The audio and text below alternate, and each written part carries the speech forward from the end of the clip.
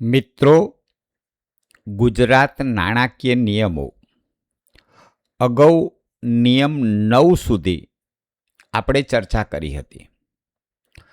આજે નિયમ 10થી 14 સમજીએ. નિયમ 10થી 14 છે હિસાબ રાખવા બાબતની ફરજો. એટલે કે આપણા ડ્રોઈંગ ઓફિસર જે કેશબુક સહી કરે છે, જે હિસાબો સહી કરે છે, એમની શું ફરજો છે? મિત્રો, હિસાબ રાખનારની અનેક ફરજો છે. આકસ્મિક ખર્ચના નિયમોના સંદર્ભમાં પણ ફરજો છે, અંદાજપત્રના સંદર્ભમાં પણ ફરજો છે, સત્તા સોંપણીના સંદર્ભમાં પણ ફરજો છે, અને જ્યાં જ્યાં નાણાકીય બાબતો આવે છે ત્યાં એમની ફરજો છે. પરંતુ નાણાકીય નિયમોના સંદર્ભમાં આજે આપણે એમની મહત્વની 4-5 ફરજો સમજીએ.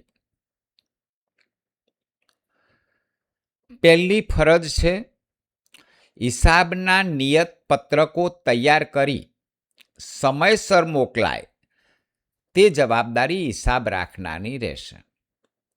મિત્રો, હેડ ઓફિસ આપણને ગ્રાન્ટ ફાળવે છે. એ ગ્રાન્ટમાંથી ચાલુ માસ દરમિયાન જે કંઈ ખર્ચ થયો હોય એ ખર્ચનું એક પત્રક તૈયાર કરી અને પછીના મહિનાની નિયત કરેલી તારીખે આપણે નિયંત્રણ અધિકારીને મોકલવાના હોય છે. નિયંત્રણ અધિકારીએ એવું કહ્યું હોય કે ભાઈ એપ્રિલ મહિનાનું પત્રક મને મેની 10 તારીખ સુધી મળવું જોઈએ, તો સમયસર એટલે કે 10 તારીખ સુધી પહોંચી જાય એ જોવાની જવાબદારી હિસાબ રાખનારની રહેશે. જો આવક કરતું ખાતું હોય તો આવકના પત્રકો પણ મોકલવાના થાય, તો એ પણ જવાબદારી રહેશે કે સમયસર પહોંચી જાય. બીજી જવાબદારી છે કોઈ પણ પ્રમાણપત્ર ઉપર સહી કરતા પહેલાં સહી કરનાર અધિકારીએ પ્રમાણપત્રમાં લખેલ હકીકતની ચકાસણી કરી અને સહી કરવી. મિત્રો, અધિકારી જ્યાં જ્યાં સહી કરે છે ત્યાં મોટાભાગના કેસમાં એ પ્રમાણપત્ર આપતા હોય છે કે ઉપરોક્ત હકીકત મેં ચકાસી છે, બરાબર માલુમ પડી છે. દાખલા તરીકે બિલમાં એ સહી કરે છે તો બિલ ઉપર તો એક પ્રિન્ટેડ પ્રમાણપત્ર હોય છે કે સરવાળા મેં જાતે ચકાસ્યા, બરાબર માલુમ પડ્યા. હવે સરવાળા ભૂલના કારણે કોઈ વધતું ઓછું પેમેન્ટ થાય તો જવાબદારી હિસાબ રાખનારની છે. અહીં હિસાબ રાખનાર એવી દલીલ નહીં કરી શકે કે પ્રમાણપત્ર છાપેલું હતું એટલે મેં સહી કરી દીધી.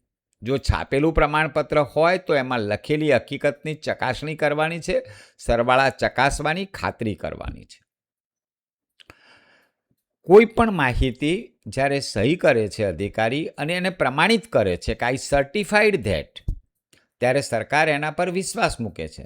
અને એટલા માટે તો અધિકારીઓનો પગાર ઊંચો હોય છે મિત્રો, કે જવાબદારી ઉઠાવે છે કે નીચેના માણસોએ જે કંઈ માહિતી તૈયાર કરી છે એ નિયમ અનુસાર છે, મેં ચકાસી છે, અને એટલા માટે પ્રમાણપત્ર પણ આપે છે.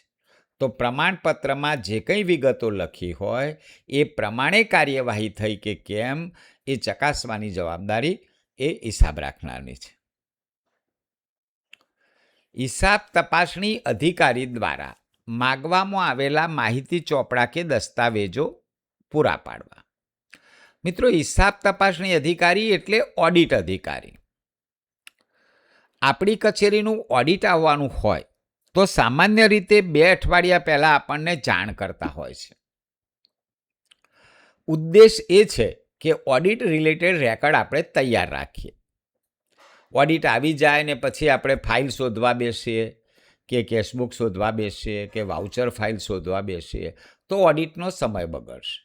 અથવા રેકર્ડ મળતું નથી એવું કહીએ તો એ જવાબદારી છે હિસાબ રાખનારની કે ઓડિટ રિલેટેડ જે કંઈ માહિતી દસ્તાવેજ ઓડિટર માગે એ પૂરા પાડવાના રહેશે. ઓડિટ માટેની બેઠક વ્યવસ્થાની કાર્યવાહી કરવી અને જે કંઈ સાહિત્ય ઓડિટ રિલેટેડ જરૂરિયાત હોય તે પૂરું પાડવાનું છે. ઓડિટને સાહિત્ય પૂરું ન પાડવું એ પણ ગંભીર પ્રકારની એક અનિયમિતતા છે.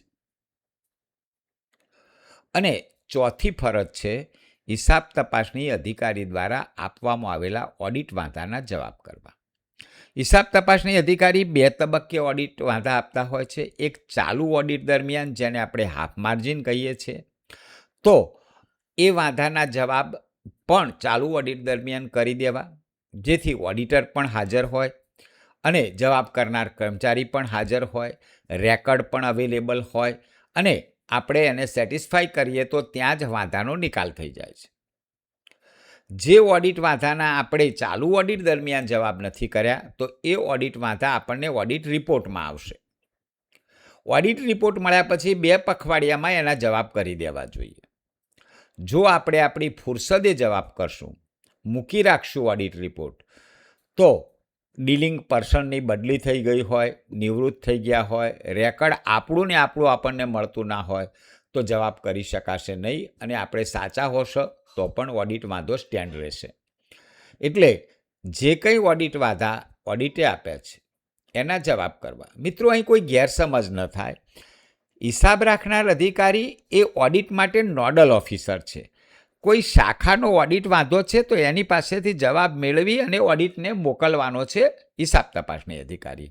એવું નથી કે બધા જ વાંધાના જવાબ એ કરે. જવાબ તો જે તે કન્સર્ન્ટ અધિકારી અથવા શાખા અધિકારી કરશે, પણ હિસાબ તપાસણી અધિકારી એ નોડલ અધિકારી છે અને એણે આ જવાબો કરાવડાવી અને ઓડિટને પહોંચતા કરવાના રહેશે. કોઈ ગુપ્ત બાબત હોય કે ગુપ્ત રેકર્ડ હોય તો બારોબાર એકાઉન્ટન્ટ જનરલને મોકલી આપવાનું રહેશે, પરંતુ ઓડિટ માગે એ હિસાબી રેકર્ડ પૂરું પાડવાની જવાબદારી હિસાબ રાખનારી છે. તો મિત્રો, નાણાકીય નિયમોના સંદર્ભમાં આ 4 બાબતો એ હિસાબ રાખનારે ધ્યાનમાં રાખવાની રહેશે. હવે પછીના વિડીયોમાં આપણે નિયમ 15 થી 19 કરારના સિદ્ધાંતો એની ચર્ચા કરશું. આ જ પ્રકારના વિડીયો જોવા માટે આપ યુટ્યુબ ઉપર Haresh Joshi trainer and motivational speaker subscribe કરો. આપને 200થી વધુ વિડીયો આ ચેનલ પર જોવા મળશે, જેમાં સેવાકીય બાબતો અને નાણાકીય બાબતોના વિડીયો છે. જો આપને ધાર્મિક બાબતોમાં રસ હોય તો બીજી એક યુટ્યુબ ચેનલ છે spiritual and motivational by Haresh Joshi, જેમાં ધાર્મિક અને ખાસ કરીને શ્રીમદ ભગવદ્ ગીતા રિલેટેડ વિડીયો એમાં મૂકેલા છે.